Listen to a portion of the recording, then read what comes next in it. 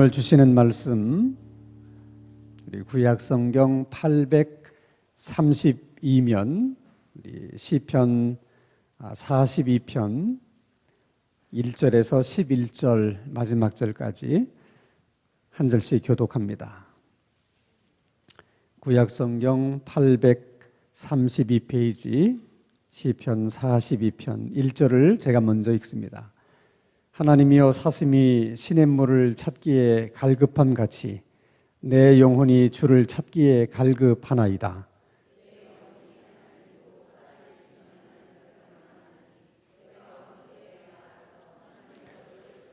사람들이 종일 내게 하는 말이 내 하나님이 어디 있느냐 하오니 내 눈물이 주야로 내 음식이 되었도다.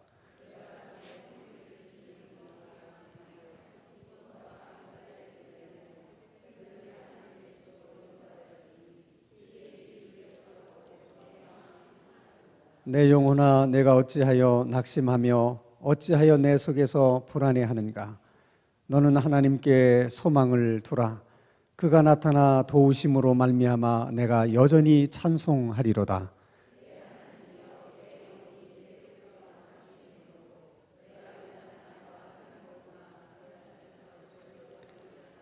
주의 폭포 소리에 깊은 바다가 서로 부르며 주의 모든 파도와 물결이 나를 휩쓸었나이다.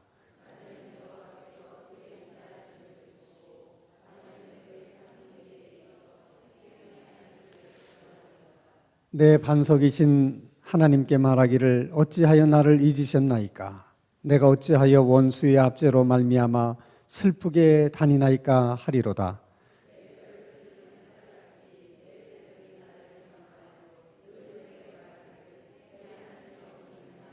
11절 다 함께. 내 영혼아, 내가 어찌하여 낙심하며 어찌하여 내 속에서 불안해하는가.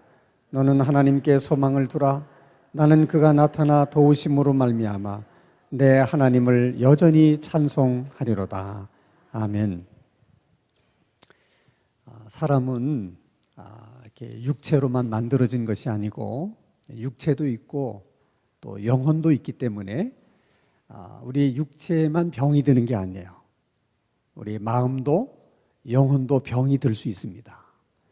흔히 마음의 병을 가리켜서 우울증이라고 얘기를 해요. 최근에 들어서 마음의 병이 있는 분들이 많아지고 있습니다. 근데 이제 한국 사람들은 이 샤머니즘적인 영향이 있어서 이게 우울증과 같은 이 정신과의 질병을 굉장히 이게 터부시하는 경향이 있어요. 그래서 쉬쉬하고 될 수 있으면 감추려고 합니다. 그러나 여러분, 전혀 그럴 필요가 없어요. 우리 몸이 아픈 것처럼 마음도 아플 수 있다는 거예요.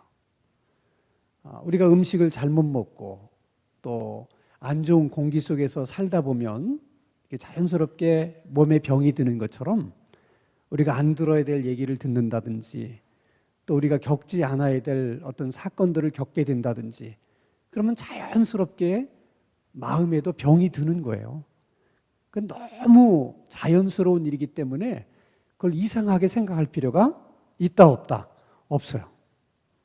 중요한 것은 마음의 병이든 또 우리 육체의 병이든 무슨 병이든 병은 초기에 잡아야 치료가 빠를 수 있어요.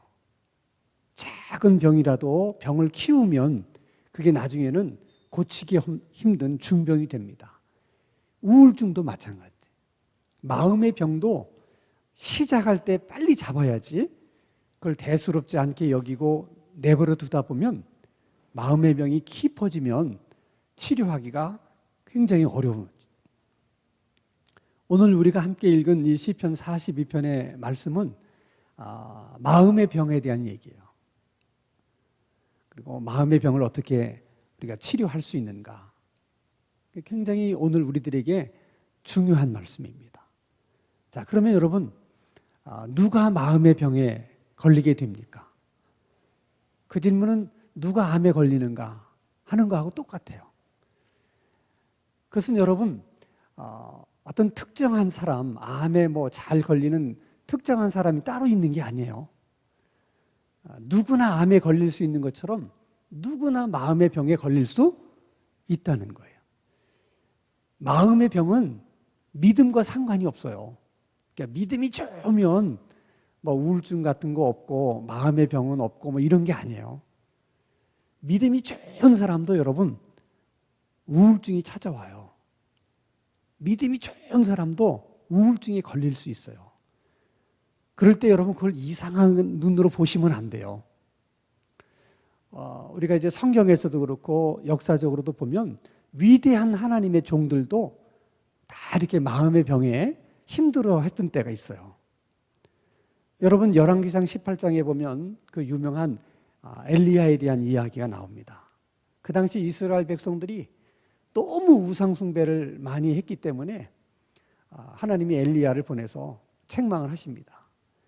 엘리야의 눈으로 봐도 해도 너무해. 다른 사람들도 아니고 하나님의 백성들이 우상을 하나님 섬기는 것보다 더 열심히 섬기는 거예요. 그래서 이스라엘 백성들에게 얘기를 합니다. 진짜 하나님이 누구냐? 응? 너희들이 지금 섬기는 그 바알신이라든지 그 아세라 목상이 진짜 하나님이냐? 응? 아니면 정말 여호와가 진짜 하나님이냐? 우리 한번 결판을 내자. 그래서 아세라 그 우상을 숭배하는 선지자들 또 바알을 숭배하는 선지자들을 다 모읍니다. 그래서 갈멜산 정상에서 결투를 해요.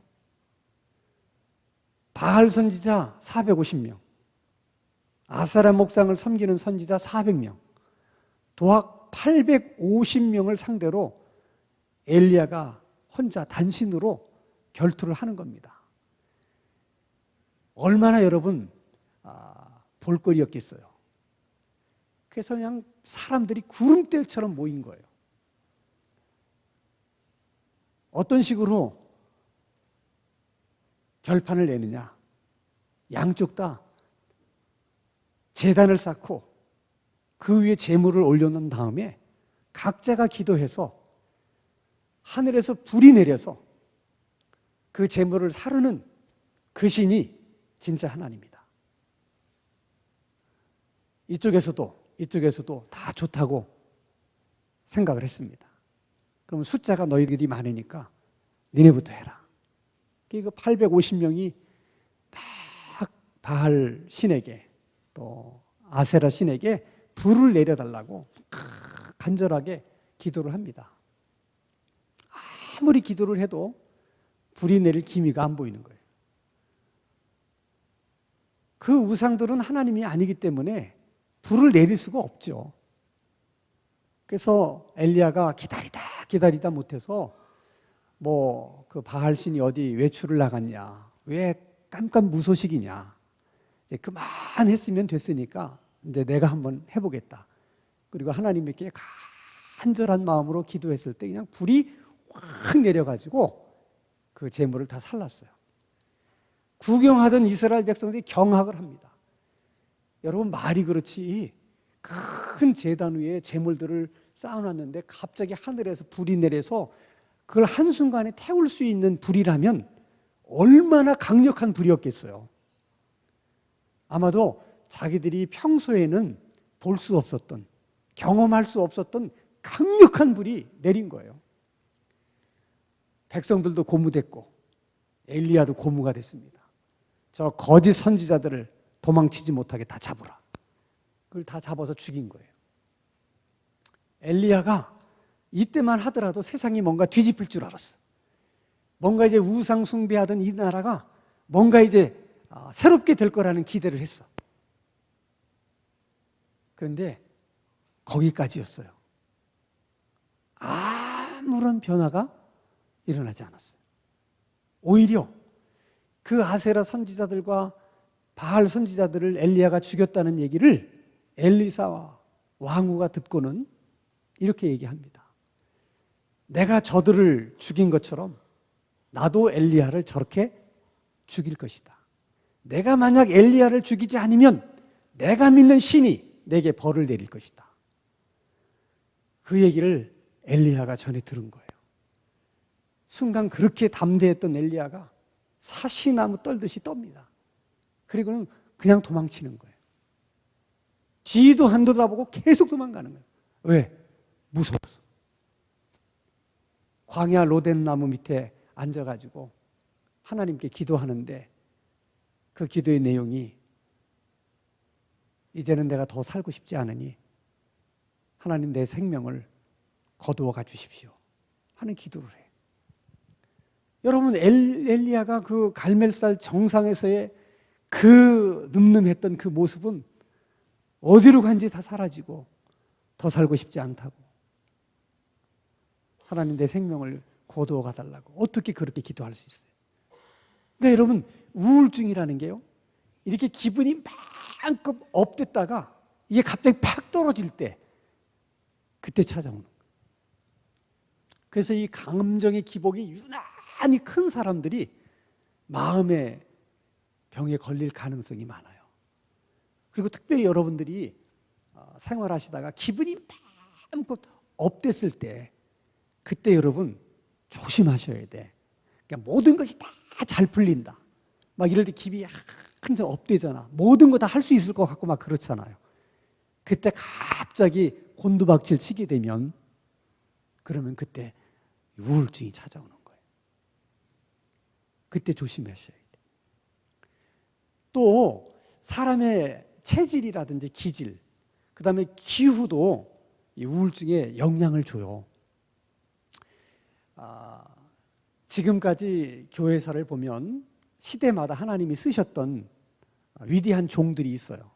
세계적인 부흥 강사, 우리 세대에는 빌리 그레이엄인데, 영국에 찰스 스펄전이라는 유명한 부흥사가 있었어요. 한 세기에 한 명 나올까 말까한 부흥사예요. 아주 대단한 하나님의 파워가 있던 부흥사였는데, 그분도 쓴 글을 보면 수시로 불면증과 우울증에 시달려가지고 그게 너무 고통스러워서 그 마음의 병이 깊어지면 어디 다른 지역에 가서 요양을 했다, 그런 기록들이 있어요. 그러니까 한 세기에 나올까 말까한 그렇게 위대한 하나님의 종도 그럴 수 있다는 거예요. 특별히 우리나라에서 경제가 어려울 때 많은 사람들이 이제 독일 광부나 간호사로 갔는데, 돌아오신 분들 가운데 우울증으로 고생하는 환자들이 생각외로 많았어요. 그들이 거기 가서 보니까 말도 안 통하잖아요. 그런 스트레스도 스트레스인데, 독일의 기후가 진짜 우리는 한 번도 보지 못한 기후예요. 저도 집회 때문에 독일에 가서 한 일주일 동안 머문 적이 있는데, 아침에 일어나면 꼭 비 올 것처럼 이렇게 흐린 거예요. 날이 구름이 잔뜩 끼고 이렇게 흐려요. 되게 한국 같은 경우는 그러면 어떻게, 그 다음 날은 그러다가 이제 그 다음 날은 좀 좋아지잖아요. 그러니까 당연히 그런 기대가 있는 거야. 이제 아이고 내일은 뭐 좀 좋아지겠지 하고 자서 일어나 보니까 그대로야. 근데 그게 여러분 3일, 4일, 5일 계속 가니까 기분이 팍 깔아지면서 이상해. 그러니까 아마도 뭐 이렇게 구름이 잔뜩 낀 그 어두운 날씨가 이 감정에도 영향을 미쳤겠지만은, 그런 날씨가 대부분 저기압이거든요. 그러니까 그 저기압이 계속되면 우리 인체에도 뭔가 이렇게 영향을 주는 것 같아요. 그래서 하나님이 우리를 만드실 때 적당하게 이렇게 햇빛을 쏘여야 건강할 수 있도록 우리를 만드신 것 같아. 그러니까 사람이 이렇게 바깥에 자꾸 나가서 좀 돌아다니면서 햇빛도 좀 쏘일 때는 쏘여야지, 계속 뭐 한다고 방구석에만 틀어박혀가지고 나올 생각을 안 한다. 그거 수상한 거예요, 여러분. 이제 그런 시간이 오래 가면 그게 자기도 모르게 이제 마음의 병이 되는 거예요. 혹시라도 여러분 자녀 가운데 자기 방에 틀어박혀갖고 나오려고 하지 않는 사람이 있으면 그 유의하셔야 돼. 일부러라도 햇빛이 좋을 때 한 30분 나와서 이렇게 산책하고 들어가고 그러셔야 돼. 자, 그러면 오늘 시편 42편의 이 시편의 저자는 도대체 무슨 일 때문에 이렇게 마음의 병이 들게 된 것일까? 무엇 때문에 영적인 우울증이 오게 된 것일까? 놀라운 것은 예배를 드리지 못한 것 때문에 찾아온 마음의 병이라는 거예요. 2절을 한번 보겠습니다. 2절 같이 읽습니다. 시작. 내 영혼이 하나님 곧 살아계시는 하나님을 갈망하나니 내가 어느 때에 나가서 하나님의 얼굴을 배울까? 하나님 얼굴을 보고 싶은데 하나님 앞에 나가지를 못하는 거예요. 지금 형편이. 4절 말씀 봅니다. 시작. 내가 전에 성의를 지키는 무리와 동행하여 기쁨과 감사의 소리를 내며 그들을 하나님의 집으로 인도하였더니 이제 이 일을 기억하고 내 마음이 상하는도다. 가고는 싶은데 예배를 드리러 가지 못하는 거예요. 그러다 보니까 예전에 마음껏 하나님 앞에 나가서 예배를 드렸던 그 일이 생각이 나면서 마음이 상하는 거예요. 그게 마음의 병이 됐다는 거예요. 근데 지금 이 시편 기자가 어디서 지금 그런 생각을 하고 있는가? 6절입니다. 같이 읽습니다. 시작. 내 하나님이여 내 영혼이 내 속에서 낙심이 되므로 내가 요단 땅과 헤므론과 미살산에서 주를 기억하나이다. 지금 그 생각을 어디서 하고 있냐면 헬몬산에서 하고 있다는 거죠. 헬몬산이라고 하는 것은 이스라엘의 제일 북쪽 지역이에요. 우리로 말하면 백두산과 같은 곳이야. 그 백두산을 넘어서면 중국인 것처럼 헬몬산을 넘어서면 이방 지역이에요. 그러니까 아마도 이 시편의 저자가 다윗이라면 예루살렘에 있어야 될 다윗이 지금 제일 북쪽 끝에 가 있는 거예요. 아마도 무슨 일이 있어서 도망간 것 같아. 근데 그 헐몬산이라는 산이 백두산보다 조금 높은 산인데 만년설이 있어요. 그러니까 그쪽 지역은 물이 많기 때문에 얼마나 풍요로운지 몰라, 산이. 정말 경치가 장관이에요. 이스라엘에서 가장 경치가 좋은 곳이 헐몬산 쪽이야. 거기는 이스라엘 같질 않아요. 근데 그렇게 아름다운 광경 속에 있다 보니까 더더군다나 하나님의 전이 생각나는 거야. 왜? 주변 환경이 너무 좋다 보니까 더욱더 하나님의 전이 생각이 나는 거예요. 그러면 얼마나 예배를 드리고 싶었는가? 얼마나 하나님 앞에 나가서 하나님의 얼굴을 뵙기를 원했는가? 1절이야. 1절 같이 한번 읽습니다. 시작. 하나님이여 사슴이 시냇물을 찾기에 갈급함같이 내 영혼이 주를 찾기에 갈급하나이다. 그러니까 목마른 사슴이 시냇물을 갈망하는 것처럼 그렇게 하나님 앞에 나가고 싶어서 하나님께 그렇게 예배를 드리고 싶어서 갈망했다는 거예요. 근데 그 목마른 사슴이 시냇물을 찾는다는 것이 어떤 것인지를 우리는 잘 모르잖아요. 가끔 여러분 동물의 왕국을 보시나요? 그건 보셔야 돼. 그거는 정말 많은 도움이 돼요.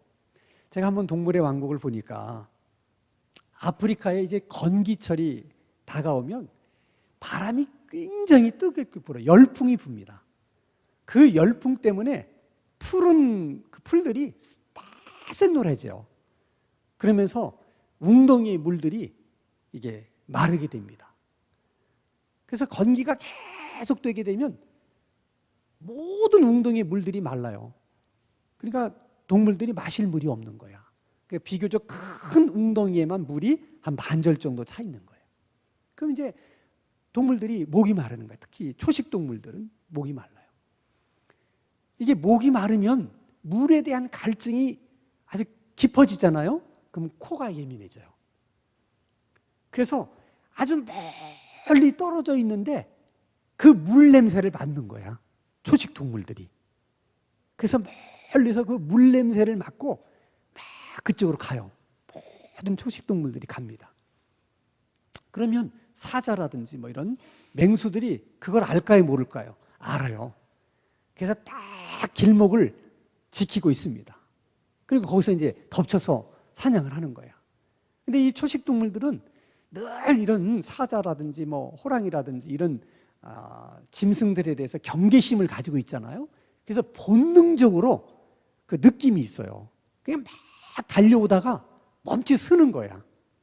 왜? 느낌이 안 좋아. 그걸 본능적으로 하는 거야. 뭔가 이 근처에 위험한 동물들이 있다는 거를 딱 직감하는 거예요. 그래서 딱 멈춰요. 그걸 머뭇거려요. 계속. 더 이상 가지를 않고. 그런데 목마름의 갈증이 얼마나 그것이 견디기 어려운 것인지, 위험하다는 것을 직감을 하면서도 얼마 동안 그러다가는 물 달려가는 거야. 가다가 어떻게 잡혀 먹어요.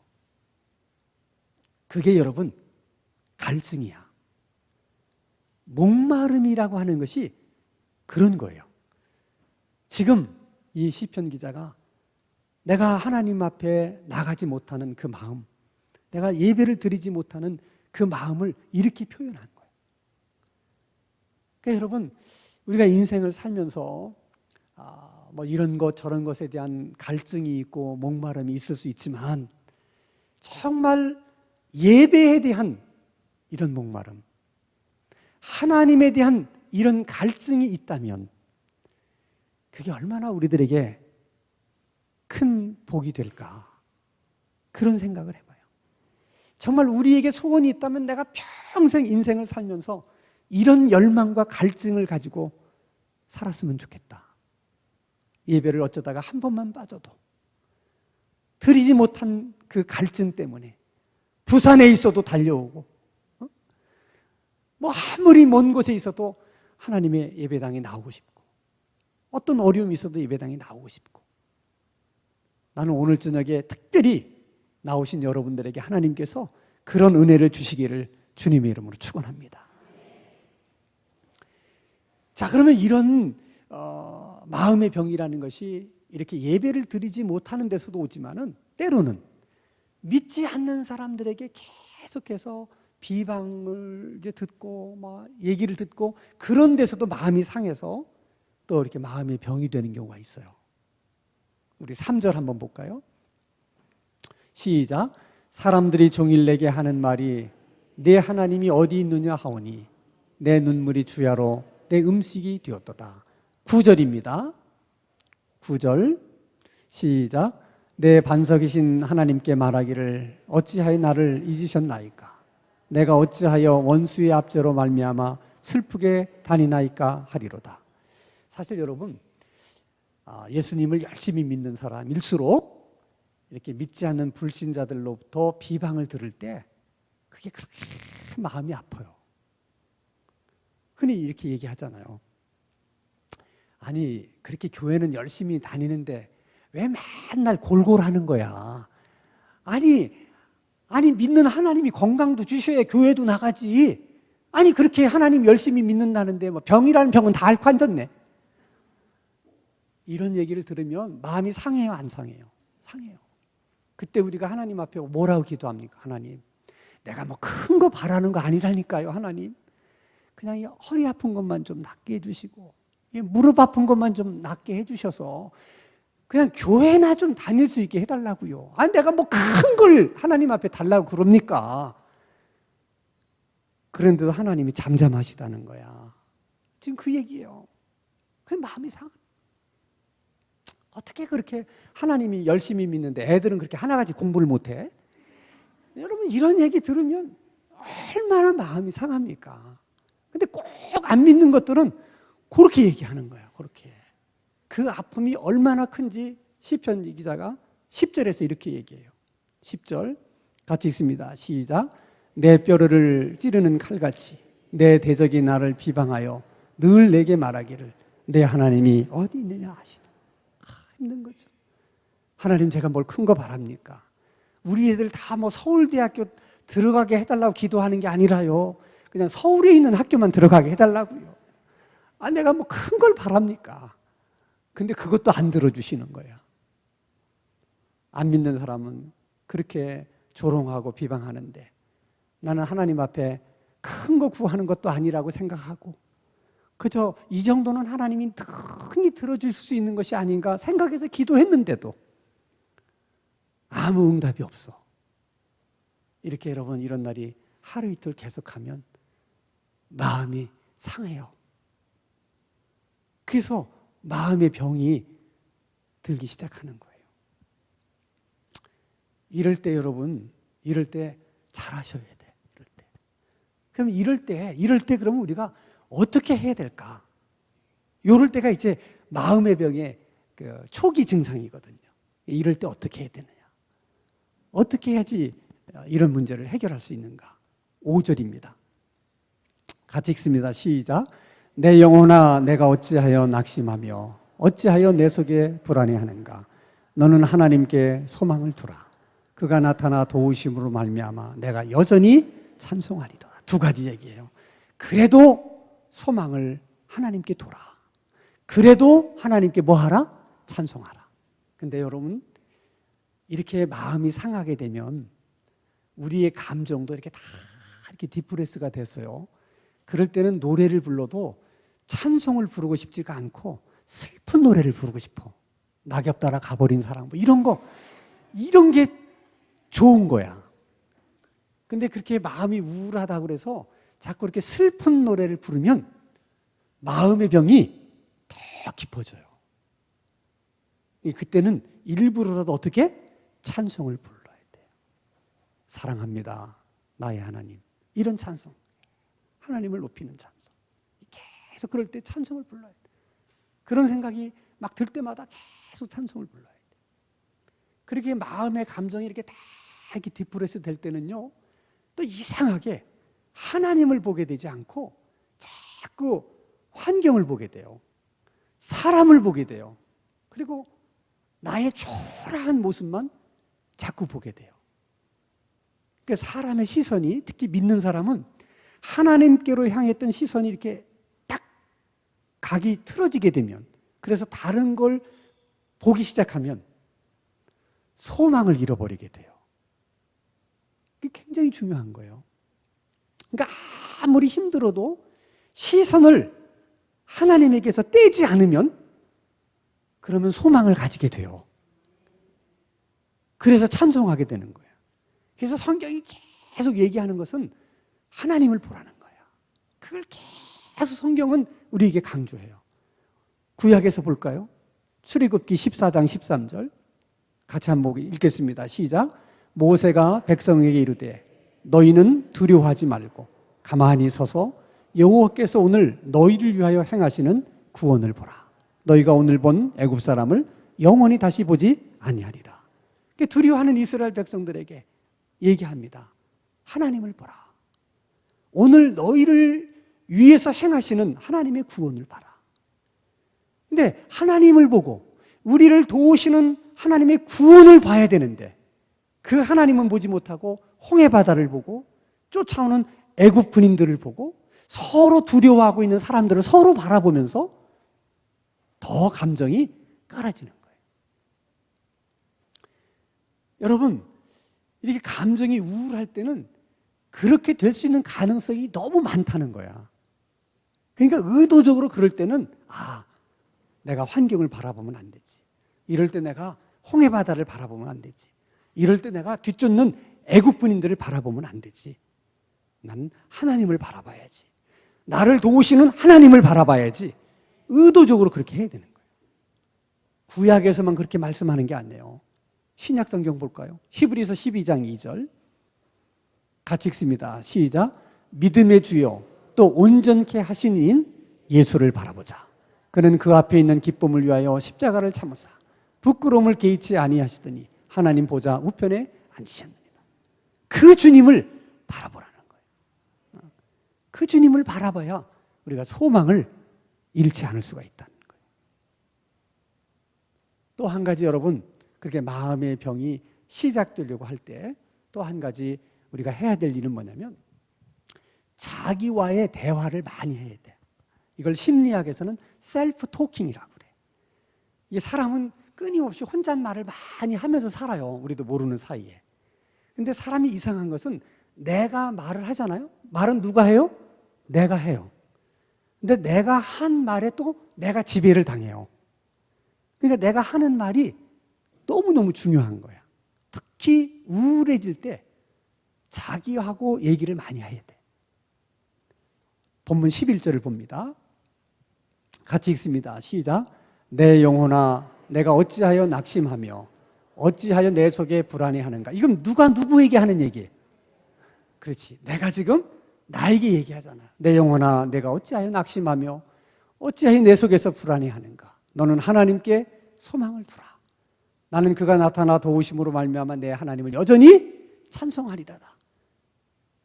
나에게 얘기하는 거야, 나에게. 그러니까 이게 셀프 토킹을 할 때는 긍정적인 대화를 많이 해야 돼요. 우울할 때는 특별히 그래. 우울할 때는 하나님이 너를 얼마나 사랑하는데, 예전에도 하나님이 너를 사랑해서 이렇게 하셨잖아. 그 사랑이 지금도 그 하나님은 그 사랑으로 너를 사랑하셔. 너를 좋아하는 사람이 얼마나 많은데, 이렇게 너는 꽤 괜찮은 사람이야. 네 안에 많은 능력이 있어. 너 예전에 네가 얼마나 잘했니? 이런 거예요. 자꾸 자기를 격려하고 자기를 이렇게 지지하는, 위로하는 대화를 많이 하라는 거예요. 대화를. 그렇지 뭐 나 같은 게 뭐 이런 얘기 하지 말고 자꾸 긍정적인 대화를. 그리고 또 한 가지가 있어요. 이게 가장 중요한 겁니다. 8절입니다. 같이 읽습니다. 시작. 낮에는 여호와께서 그의 인자하심을 베푸시고 밤에는 그의 찬송이 내게 있어 생명의 하나님께 뭐 한다? 기도밖에 없는 거야. 근데 이때는 여러분 기도를 특별히 부르짖는 기도를 해야 돼. 여러분, 이 부르짖는 기도라고 하는 것은 간절함에서 나오는 거예요. 그러니까 마음이 간절해서 부르짖게 되기도 되지만 부르짖어 기도하게 되면 간절한 마음이 또 생기는 거예요. 근데 왜 간절함이 없느냐? 사모함이 없기 때문에 그래요. 특히 여러분, 어린 아기를 다 키워봐서 알잖아요. 애들 때는 문제가 있으면 애들한테는 엄마밖에 없잖아. 그러니까 막 엄마 하고 비명을 질러요. 그 애한테는 엄마가 전부야. 엄마밖에는 없어. 그러니까 뭐 남이 뭐라고 하든 말든 그냥 엄마 하고 막 비명을 지르는 거야. 근데 좀 크면 그렇게 안 해. 어른이 되면 그렇게 안 해요. 체면도 있고 뭐도 있고 뭐도 있고. 그것을 성경은 교만이라고 하는 거예요. 교만한 사람은 아무리 절박해도 부르짖지 않습니다. 교만해서 그런 거예요. 그래서 예수님이 천국은 이와 같은 어린이의 것이라고 얘기하잖아요. 절박할 때 하나님밖에 없어야 돼. 그게 사모하는 거야. 예를 들면 여러분, 물을 계속 안 마시게 되면 무슨 생각만 나? 물만 생각나고 물만 보여. 한 3일 굶으면 뭐만 생각나? 다 먹을 것만 생각나는 거야. 다 먹을 것만 보여. 그게 사모하는 거야. 하나님밖에는 아무것도 생각이 안 나야 돼. 그게 하나님을 사모하는 거야. 그래서 기도할 때 우리가 항상 얘기해. 기도의 두 가지 요소. 간절함과 그 다음에 집중. 항상 기도할 때 집중해서 기도해라. 간절하게 기도해라. 그게 부르짖는 기도거든. 기도할 때 여러분, 옆 사람이 나를 어떻게 생각할까? 벌써 그렇게 생각하는 순간 기도는 실패한 거야. 뭐만 생각나야 된다고? 하나님만 생각이 나는 거야. 옆에 누가 앉아 있는지 뭐 그게 생각이 안 나야 돼. 그게 사모하는 거라니까. 근데 기도하면서 계속 옆에 사람 신경 쓰여. 아직도 배부른 거야, 여러분. 아직도 간절함이 없는 거야. 간절함이 있으면 옆에 누가 앉았든 그게 무슨 상관이야. 하나님만. 우리가 여러분 어쨌든 뭐 예배에 대해서도 이런 열망과 갈망이 없다든지 하나님에 대해서 이런 열망과 갈망이 없다는 것은 뭔가 우리가 배부르다는 거야. 응? 뭔가 우리의 생각 속에 뭔가 많은 것으로 채워져 있다는 거야. 그러면 사모함이 없어요. 그래서 여러분, 기도라고 하는 것은 우리가 특별히 부르짖는 기도를 해야 되는 건 뭐냐면 막 부르짖는 기도를 하면서 우리들의 머릿속에 있었던 쓸데없는 생각들 이런 걸 다 버리게 돼요. 부르짖는 기도를 할 때.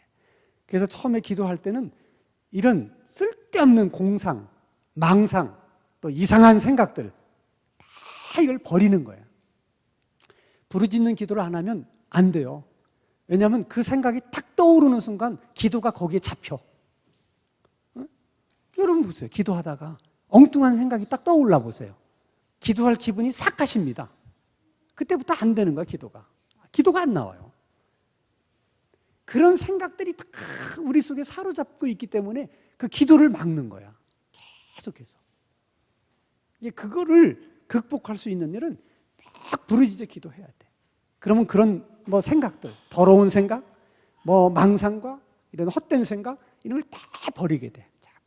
하나님이 그런 부르짖는 기도를 통해서 버리게 하세요.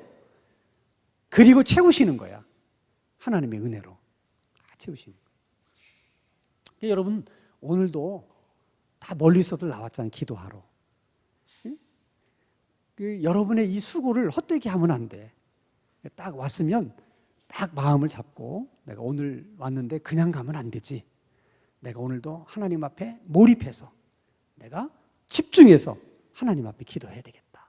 오늘도 여러분 그렇게 기도할 때 혹시 여러분 가운데 마음이 슬픈 사람, 마음이 우울한 사람, 마음에 병이 있는 사람들에게 하나님께서 슬픈 마음 대신 기쁜 마음을, 우울한 마음 대신 평안의 마음을 하나님이 부어주실 줄로 믿습니다.